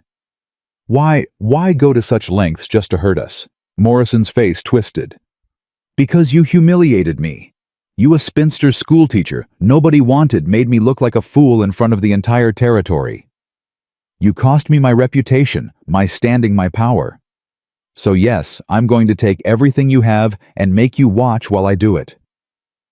Then you've already lost, Clara said quietly. How do you figure? Because everything I have isn't land or money or mineral rights. Everything I have is right here. She gestured to Ethan. You can file your claim. Take the silver. Burn every building in Silver Creek. You still can't take what actually matters to me. You never could. Morrison's smile faltered. We'll see about that. Men keep them here until I return from Georgetown. If they try to leave, shoot them. He rode off with 2 of his men. The other 2 stayed rifles trained on Clara and Ethan. Now what? Ethan murmured. Now we wait for Sheriff Douglas. You sent for him. No. But Mrs. Patterson saw us leave. She's smart enough to send him after us. Clara kept her voice low, barely moving her lips. We just need to buy time. How much time? However long it takes. One of Morrison's men shifted his weight. No talking. Just asking my husband a question about our daughter. That allowed. Make it quick. Clara turned to Ethan, raising her voice slightly. When we get home, we need to tell Sophie about the mineral claim. Explain why her grandfather never filed it. Ethan caught on. My father said the deposit was in the eastern pasture, near the old oak tree. The one by the creek that's on our property, not disputed land. Exactly. which means Morrison needs our signatures to file the claim legally. The property deed lists the mineral rights separately. One of the guards straightened. That's not Morrison said. Morrison lied to you. Check the deed yourself. It's public record. The two men exchanged looks. One of them lowered his rifle slightly. If we're holding you for nothing. You're holding us so Morrison can commit fraud. When the territorial investigators arrive tomorrow, they'll arrest everyone involved, including you. He said this was legal. He said a lot of things. How much is he paying you? $50 each. $50 to face federal fraud charges and possible prison time. That's a bargain. The men were wavering. Clara pressed harder. Here's what I'm offering. You let us go right now, you ride to Silver Creek with us, and you testify against Morrison. In exchange, Sheriff Douglas grants you immunity. You walk away free. We can't trust you. You can trust that Morrison won't come back for you. He's going to Georgetown to file that claim, and then he's leaving the territory. You think he's coming back to pay you $50? He's abandoning you just like he abandoned everyone else. One of the men cursed. Sam, she's right. Morrison's running. He's not coming back. We don't know that. We do know it. Look at what he did. Burned a house. Threatened a whole town. Man like that doesn't stick around to face consequences. They were arguing now, rifles pointing at the ground instead of at Clara and Ethan. Clara caught Ethan's eye, saw him tense, ready to move. Then hoofbeats thundered from the canyon entrance. Sheriff Douglas rode in with a 10-man posse, weapons drawn. Drop your rifles now! Morrison's men surrendered without a fight. Douglas dismounted, grinning. Mrs. Patterson sent me. Said you two rode off like hell itself was chasing you. Morrison's heading to Georgetown to file a fraudulent mineral claim. We need to catch him before he gets there. Already handled. I telegraphed ahead. The claims office has orders to reject any filing from Harold Morrison pending investigation. He can ride there all he wants. Won't do him any good. Clara felt her knees go weak. It's over. Not quite. We still need to arrest Morrison himself. But the claim is blocked. The fraud investigation is active, and half the county is ready to testify against him. He's done. Ethan caught Clara as she swayed. You all right? We won. We actually won. You won. I just rode along. Clara laughed, the sound bordering on hysteria. We both won. Together. The ride back to Silver Creek took hours. Morrison's two men rode with them, agreeing to testify in exchange for immunity. Sheriff Douglas sent riders to intercept Morrison before he reached Georgetown. By the time they arrived home, the coalition had gathered again. Someone had set up tents near where the house had stood. Families brought food, blankets, supplies. Sophie ran to meet them, Mrs. Patterson right behind her. Papa, Clara, you're back. Ethan swept her up. We're back, sweetheart, and we're safe. Morrison can't hurt us anymore. Really, truly. Really, truly. Thomas Grant pushed through the crowd. Territorial investigators arrived early. They're at the bank now seizing records. Word is Morrison's been embezzling county funds for years. This is bigger than we thought. How much bigger? Federal charges, multi-territory investigation. Morrison's not just losing his bank, he's facing prison. Decades of it. Clara felt Ethan's hand find hers. They'd started this fight just trying to save one ranch. Now they'd uncovered corruption that spanned the entire territory. What happens to our loans? Someone in the crowd asked. Sheriff Douglas stepped forward. The investigators are reviewing every loan Morrison issued. Fraudulent ones will be annulled. Legitimate ones will be restructured at fair terms through a territorial trustee. You'll keep your properties. The crowd erupted in cheers. Clara stood there, hand in Ethan's, watching families celebrate their survival, and felt something break open in her chest. They'd done it. Not alone. Never alone, but together. Mrs. Patterson approached, her eyes wet. My daughter would have been proud of you, both of you. Ethan's voice was rough. Margaret would have done the same thing if she were here. No, Margaret was brave, but she wasn't strategic. She fought with her heart. Clara fights with her mind. Together you two are unstoppable. As the celebrations continued, Clara pulled Ethan aside away from the crowd. About what you said earlier, on the ride. I meant every word. I know you did. That's what scares me. Clara took a breath. I've spent my whole life being unwanted. The town spinster, the old maid, the woman nobody chose. You choosing me, saying you love me, that terrifies me more than Morrison ever did. Why? Because I might actually get to keep it, and I don't know how to trust that. Ethan cupped her face in his hands. Then let me prove it, every day, for the rest of our lives. Let me show you that you're not the woman nobody wanted. You're the woman I want, the only woman I want. Ethan, marry me again. A real wedding this time. Not forced by Morrison, not driven by debt. Just us choosing each other. Clara's breath caught. We're already married. Legally, I want to be married actually, in every way that matters. What about Margaret? Your grief. Margaret was my past. I'll always love her, but you're my future, if you'll have me. Clara looked at his face, honest, hopeful, scared. She thought about the girl she'd been a month ago, resigned to spinsterhood and loneliness. She thought about the woman she'd become fighting for a life worth living. Ask me again in 6 months, when the ranch is rebuilt and Morrison is in prison and our lives aren't in constant crisis. Ask me when things are normal and boring and we have time to actually know each other.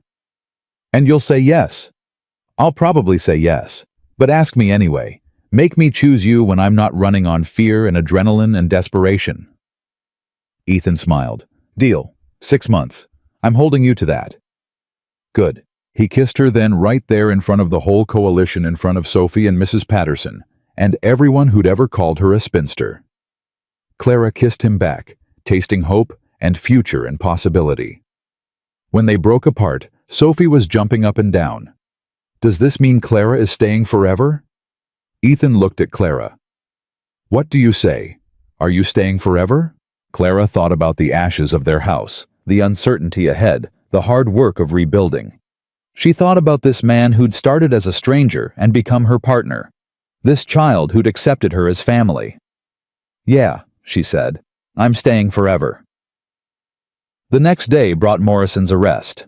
Sheriff Douglas caught him 20 miles from Georgetown trying to cross into Wyoming. He fought, tried to bribe his way out, threatened everyone within earshot. None of it worked. The territorial investigators spent a week in Silver Creek unraveling years of corruption. Judge Mitchell resigned in disgrace. 3 town council members were charged with accepting bribes. The bank was seized and placed under territorial oversight. Every fraudulent loan was annulled. Families who'd been underwater for years suddenly owned their properties free and clear. The coalition dissolved naturally, no longer needed, but the bonds formed during the fight remained. Clara and Ethan lived in a tent on their property while construction began on a new house. It was smaller than the old one, built with coalition labor and donated materials. Sophie helped Clara plan the layout, insisting on a big kitchen where they could bake together.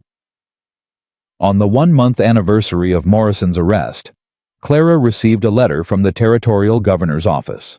She read it 3 times before she believed it. Ethan found her sitting outside the half-built house, the letter in her lap. What's wrong? Nothing's wrong. Everything's right. That's what's wrong. Clara. The governor's office is awarding me a commendation for exposing corruption and organizing the coalition. They want to use Silver Creek as a model for other towns fighting predatory lending practices. They're asking me to testify before the territorial legislature. Ethan sat next to her. That's incredible. It's terrifying. I'm a school teacher. I teach 8-year-olds to read. I'm not a political reformer.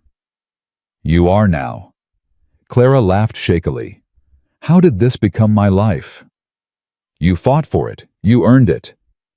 We fought for it. You and me and Sophie and Mrs. Patterson and the whole coalition. This wasn't just me. But you started it. You were the first one brave enough to fight back. Clara leaned against his shoulder. I wasn't brave. I was desperate. Same thing sometimes. They sat there watching the sun set over their land, their partially built house, their future taking shape. Sophie ran over, covered in sawdust from helping the carpenters. "Clara, when the house is done, can I have the room with the window that faces the barn so I can see Papa in the mornings?" "Of course, sweetheart." "And can we paint it yellow? Mama liked yellow." Clara caught Ethan's eye. He nodded slightly. "Yellow sounds perfect." As Sophie ran back to her important construction work, Ethan took Clara's hand. "Thank you." "For what?" "For honoring Margaret's memory. For letting Sophie talk about her mother. For not trying to erase what came before. She was part of your life. Part of Sophie's life. I'm not trying to replace her. I'm just trying to build something new alongside what already exists. That's why I love you." Clara smiled. "You're not supposed to say that yet. We had a deal. 6 months. I'm not asking you to marry me again. I'm just stating a fact. I love you." "Well, when you put it that way." "What?" "I love you too. There. I said it. Happy. Getting there." They kissed as the sun set, as the carpenters hammered, as Sophie sang to herself, as their new life took shape around them. It wasn't the fairy tale Clara had stopped believing in years ago. It was better. It was real. It was 3 months after Morrison's arrest. Clara stood before the territorial legislature in Denver, her hands steady on the podium despite her racing heart. 30 lawmakers stared at her, waiting for the schoolteacher who'd taken down a corrupt banker to explain how she'd done it. "Gentlemen, I didn't expose Morrison's fraud because I'm exceptional. I exposed it because I could read his contracts and do basic mathematics. That's all it took. Reading and math." A legislator in the front row leaned forward. "Mrs. Walker, you're being modest. The governor's report says you organized a coalition of 37 families, orchestrated a legal strategy that bypassed local corruption and forced a territorial investigation. That's more than reading and math." "No, sir, it's exactly reading and math, plus desperation. Morrison trapped me in a marriage to control my husband's ranch. I had 2 choices: accept powerlessness or learn to fight back. I chose fighting. Any woman in this room would do the same." "There are no women in this room, Mrs. Walker." "Exactly my point, sir. If there were, predatory lending might have been addressed years ago. Women manage household finances. We know when numbers don't add up. We just aren't allowed to do anything about it." The room erupted in murmurs. The speaker banged his gavel. "Mrs. Walker, are you suggesting women should have a role in territorial banking oversight?" "I'm suggesting that excluding half the population from financial literacy and decision-making creates opportunities for men like Morrison to thrive. Teach women to read contracts. Let them testify in lending disputes. Watch how fast the fraud disappears." She left the legislature chamber to mixed reactions, half the lawmakers applauding, half looking scandalized. Ethan was waiting outside with Sophie. "How'd it go?" "I either just helped reform territorial lending law or ended any chance of being taken seriously ever again." Sophie tugged her sleeve. "Did you tell them about the math?" "I told them everything, sweetheart." "Good. Papa says you're the smartest person he knows." Clara's heart squeezed. "Your papa is biased." "Papa says bias means you like someone extra. He's biased about you, and I'm biased about you, and that's okay because you're biased about us too." Ethan grinned. "Can't argue with that logic." The ride back to Silver Creek took 2 days. They arrived to find the house completed, not grand, but solid, with yellow paint in Sophie's room, and a kitchen big enough for Clara's growing collection of recipes.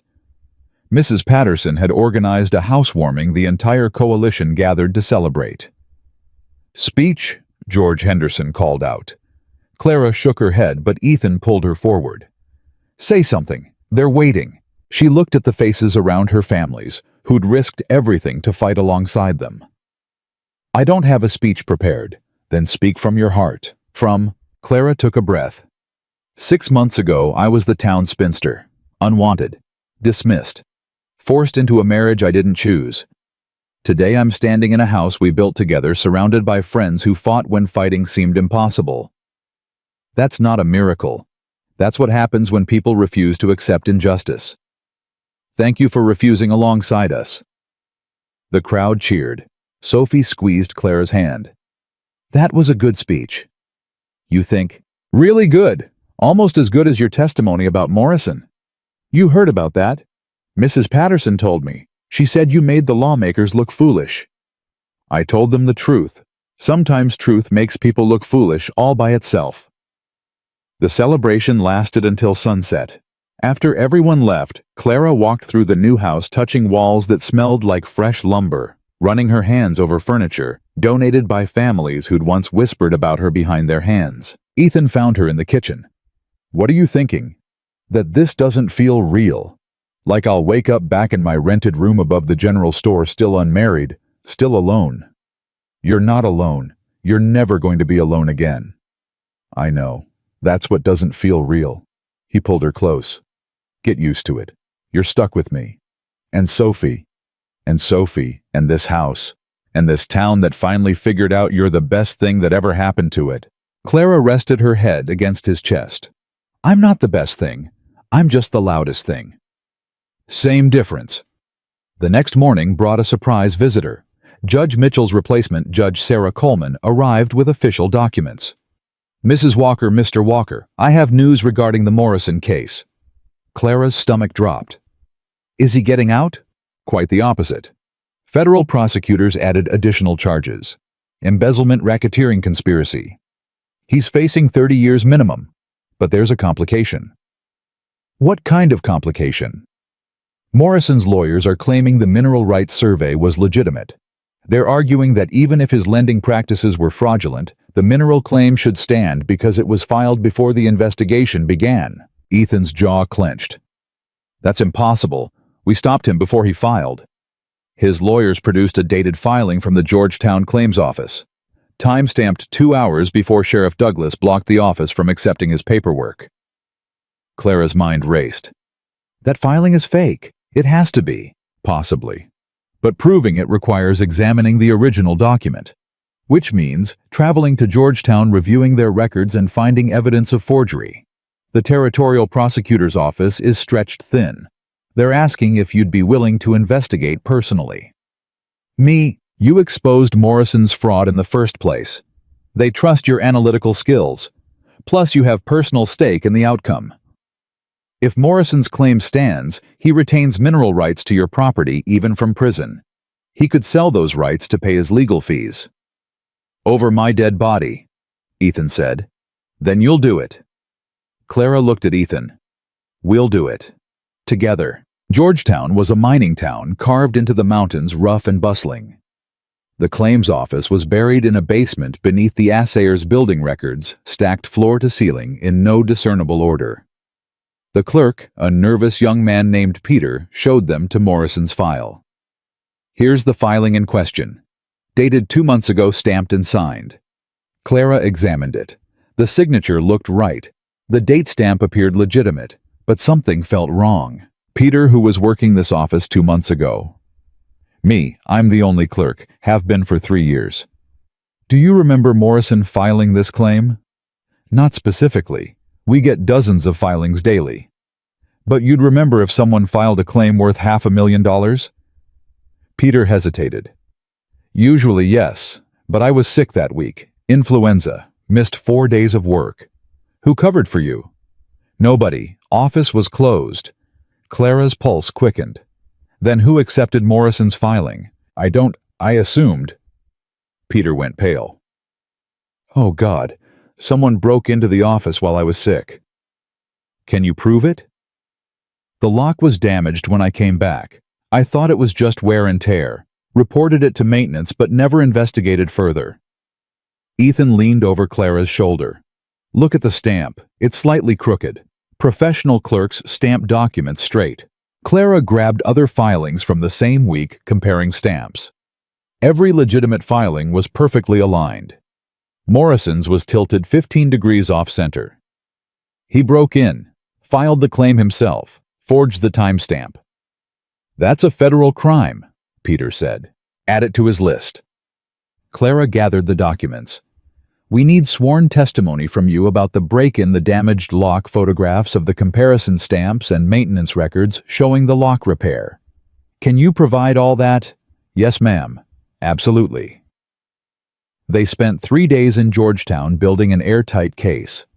Clara documented everything with the precision of a mathematician and the thoroughness of a schoolteacher who'd spent years grading papers for accuracy. On the ride home, Ethan watched her review her notes for the 100th time. You could have been a lawyer. I'm a teacher. You're a lot of things. Teacher is just one of them. Clara closed her notebook. What else am I? Fighter. Strategist. Leader. My wife. Though that one's still my favorite. Your forced wife. Let's be accurate. My chosen wife. Morrison forced the ceremony. I'm choosing the marriage. Every single day. Something in his tone made Clara look up. Ethan, it's been almost 6 months, Clara, since the day I asked you to marry me again when things were normal and boring. Our lives are not normal or boring. Close enough. The house is built. Morrison is in prison. The ranch is ours. We're not in crisis anymore. Clara's heart started pounding. You said 6 months. It's been 5 months and 3 weeks. I'm rounding up. That's not how time works. Clara Whitmore Walker, will you marry me again? For real this time. Because I choose you and I love you, and I want to spend the rest of my life proving that every single day. Clara stared at him. You're proposing on horseback in the middle of nowhere. I'm proposing wherever we are because I don't want to wait another minute. Say yes. You don't even have a ring. I have this. He pulled out a small object wrapped in cloth. It was my grandmother's. My father gave it to my mother. She gave it to Margaret. Margaret told me before she died to give it to whoever I loved next, if I ever loved again. He unwrapped a simple gold band worn smooth from years of wear. It's not fancy. It's not new. But it's real. Like us. Clara's vision blurred. I'm still the town spinster everyone pitied. No. You're the woman who saved this town. The woman who stood up to Morrison when everyone else was too scared. The woman who's teaching Sophie that strength comes in different forms. The woman I love more than I thought possible. You're supposed to wait 2 more weeks. I've waited long enough. Marry me, Clara. Say yes. She looked at him, this man who'd started as a stranger, become a partner, and somehow turned into the person she couldn't imagine living without. Yes. Obviously yes. You manipulative rancher. You didn't even give me time to practice my answer. Ethan slid the ring onto her finger, then pulled her off her horse and onto his, kissing her until they both forgot where they were. When they finally broke apart, Clara was laughing through tears. What's funny? Morrison tried to punish you by forcing you to marry me. Instead, he gave us each other. The man's a terrible strategist. Best mistake he ever made. They rode home together on one horse, Clara pressed against Ethan's chest. The ring solid on her finger. The future spreading out before them like the Colorado sky, vast, uncertain, and full of possibility. The wedding was planned for spring, 6 weeks away. Clara wanted something small, but the coalition had other ideas. Mrs. Patterson organized a town celebration. Thomas Grant offered to photograph everything for the newspaper. George Henderson's wife started sewing a dress. I don't need a fancy wedding, Clara protested. Too bad, Mrs. Patterson said. We're giving you one anyway. You gave us our lives back. Let us give you a proper celebration. Sophie was the most excited. She appointed herself wedding planner, making lists of flowers and songs and seating arrangements with the seriousness of a general planning a campaign. Clara, do I call you Mama after the wedding? The question stopped Clara cold. Do you want to call me Mama? I don't know. I had one Mama already. Would she be sad if I had another one? Clara knelt down to Sophie's level. Your first Mama loves you forever. Nothing changes that. If you want to call me Mama, that's okay. If you want to keep calling me Clara, that's okay too. You get to decide. What if I want to call you Clara Mama both together? Then that's what you call me. Sophie threw her arms around her neck. I love you, Clara Mama. Clara held her, this child who'd lost so much and still had room in her heart for more love. I love you too, sweetheart. 2 weeks before the wedding, a telegram arrived from the territorial prosecutor's office. Morrison's mineral rights claim had been invalidated based on Clara's evidence. The mineral rights remained with the Walker property. But there was more. The prosecutor wanted to meet with Clara and Ethan in Denver, immediately. "What now?" Ethan asked. "Only one way to find out." They left Sophie with Mrs. Patterson and rode to Denver, arriving at the prosecutor's office to find 3 men waiting: the territorial prosecutor, a federal marshal, and a representative from a mining company. The mining company rep spoke first. "Mr. and Mrs. Walker, we've been investigating the silver deposit on your property. Based on Morrison's original survey and our own assessment, the deposit is worth significantly more than initially estimated, potentially over $1 million. Clara's ears rang. "$1 million? We'd like to purchase the mineral rights. We're prepared to offer you $200,000 upfront plus 20% of all profits from the mine. You'd retain ownership of the surface property and all structures." Ethan gripped Clara's hand. We need time to think." "Take all the time you need. But I should mention there are 3 other mining companies preparing offers. This is a competitive bid situation." They left the office in a daze. $200,000. More money than either of them had imagined earning in a lifetime.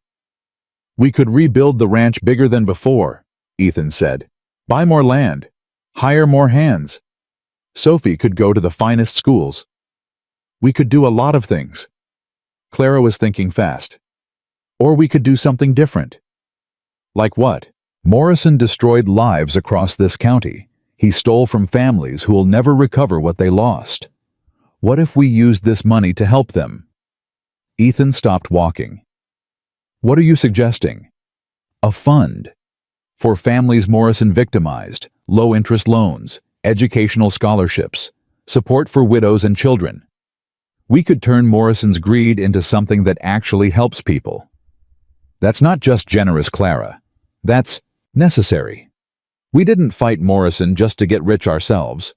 We fought him to prove that people matter more than profit. Let's prove it. You want to give away a fortune to help strangers. Not strangers, neighbors, friends, people who stood with us when standing was dangerous." Ethan studied her face. "You're serious?" "Completely." "Then we do it together. But Clara, we keep enough to secure Sophie's future, and ours. We can be generous without being foolish." "Agreed. Keep $100,000 for our family. Use the rest to establish the fund." Morrison would roll over in his grave. Morrison's not dead yet, but when he hears about this, he might wish he was. They spent the next week negotiating. The mining company agreed to their terms. The territorial prosecutor helped establish the Morrison Victims Relief Fund, named specifically to remind everyone where the money came from and who it was meant to help. The announcement hit Silver Creek like lightning. "You're giving it away." George Henderson looked stunned. "All of it." "Not all. We're keeping enough to live comfortably. The rest goes to families Morrison hurt." "But that's a fortune that we didn't earn. Morrison's crimes created this wealth. It feels right to use it fixing what he broke." Mrs. Patterson hugged Clara so hard she couldn't breathe. "My daughter would have loved this. You taken something meant for evil and turning it toward good." The wedding came faster than Clara expected. Spring arrived with wildflowers and warm winds, and suddenly she was standing in the church, wearing a dress she'd never imagined owning, walking toward a man she'd never imagined loving. Sophie walked beside her, carrying flowers, whispering encouragement. "You look beautiful, Clara Mama. You think your papa will agree?" "Papa cried when he saw you, happy crying. He definitely agrees." Ethan stood at the altar wearing his best suit, his eyes locked on Clara like she was the only person in the world. Judge Coleman performed the ceremony, her voice warm. "We gather here to witness Ethan Walker and Clara Whitmore Walker renew their vows, not because law requires it, but because love demands it. Because what was forced has become chosen. What was obligation has become devotion." Clara's vows were simple. "I marry you, Ethan Walker, by choice. I choose your daughter as my daughter. I choose this ranch as my home. I choose this life we're building together, today and every day forward." Ethan's voice shook. I marry you, Clara Walker, with gratitude for the miracle of having you in my life. You saved my ranch, my daughter, and my heart. I was drowning before you came. You pulled me to shore. Now I'm choosing to swim beside you for the rest of our lives. They kissed to thunderous applause. Sophie jumped up and down. Mrs. Patterson sobbed. The coalition cheered. The celebration afterward filled the town square. Music played. Food appeared from every household. Children ran wild while adults danced and laughed and told stories about the fight against Morrison that grew more dramatic with each retelling. As sunset painted the sky gold and pink, Clara found herself alone with Ethan for a moment, watching their community celebrate. Any regrets? He asked. About which part, marrying you the first time or the second time? Either. Both. Clara thought about the girl she'd been 6 months ago, resigned to loneliness, convinced she'd never matter to anyone. She thought about everything that had happened since Morrison forced them together. The fear, the fighting, the discovery that she was stronger than she'd ever known. No regrets, not one. Not even when Morrison threatened to burn us out, especially not then. That's when I realized what we were building was worth defending, worth fighting for, worth everything. Ethan pulled her close. I love you, Clara Walker. I love you too, Ethan Walker. Even though you proposed too early and manipulated me with your grandmother's ring and didn't give me time to prepare a proper answer. Your improper answer was perfect. You're biased. Extremely. Sophie taught me that word. They stood together, watching their town celebrate their daughter, dancing with Mrs. Patterson, their future shining bright and certain. Morrison had tried to destroy them by forcing them together. Instead, he'd created something unbreakable. Clara thought about the schoolteacher she'd been dismissed, pitied, unwanted. She thought about the woman she'd become, feared, respected, loved. The transformation hadn't come from magic or luck. It came from refusing to accept powerlessness, from choosing to fight when fighting seemed impossible, from learning that sometimes the most unexpected circumstances create the most extraordinary outcomes. Clara! Sophie appeared breathless from dancing. Are we really a family now? We were always a family, sweetheart. The wedding just made it official. Good, because I like being your daughter. I like being your Clara mama. Sophie hugged them both, this child who'd accepted Clara when acceptance seemed impossible, and Clara felt her heart expand with a joy so fierce it hurt. Later that night, after the celebration ended, and Sophie fell asleep exhausted, Clara and Ethan sat on their porch watching stars emerge. What are you thinking about? Ethan asked. How Morrison wanted to punish you by forcing you to marry the unwanted spinster. How he thought I was worthless. How wrong he was about everything. He was wrong about you from the start. No, he was right about one thing. I was unwanted. I was dismissed. I was invisible to this town. Clara, let me finish. He was right about who I was, but he was wrong about who I could become. He thought forcing us together would destroy you. Instead, it gave us both a chance to build something real. You're not giving yourself enough credit. You didn't just build something real. You transformed an entire county, changed territorial lending law, created a fund that will help families for generations. We did that, together. You started it. Clara smiled. You finished it. That's what partners do. They sat in comfortable silence, the kind that only comes from truly knowing another person, from fighting beside them, from choosing them every day, even when choosing is hard. Clara, do you ever wonder what your life would have been like if Morrison hadn't forced this marriage? She considered the question honestly. I'd still be teaching, still alone, still convinced I was too old and too educated and too independent for anyone to want me. I'd have survived, but I wouldn't have lived. And now I'm living, more than I ever imagined possible. Ethan kissed her temple. Good. Because I plan to keep you living and loving and fighting and transforming counties for the next 50 years minimum. 50 years? That's ambitious. I'm an ambitious man. You taught me that. Clara laughed, the sound carrying across their land, their home, their future. Morrison had tried to trap them in a loveless marriage. Instead, he'd given them the greatest gift imaginable, each other. The town that had once dismissed her as an old maid now called her a hero. The man forced to marry her now chose her daily.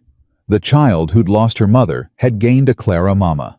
And the ranch Morrison tried to steal had become the foundation for healing an entire community. Clara Whitmore. Walker looked at her husband. Thought about their daughter sleeping inside. Remembered the fight that brought them here, and knew with absolute certainty that every terrifying, painful, impossible moment had been worth it. Because sometimes the worst things that happen to us become the doorways to the best things we never knew we needed. And sometimes when powerful men try to destroy you by forcing you into the last thing you wanted, you discover that what you wanted and what you needed were never the same thing at all. Morrison forced them together as punishment, but they chose to stay together as partners, and that choice transformed everything: their lives, their town, and the very definition of what it means to fight back when the world tells you you're powerless. They weren't powerless anymore, and they never would be again.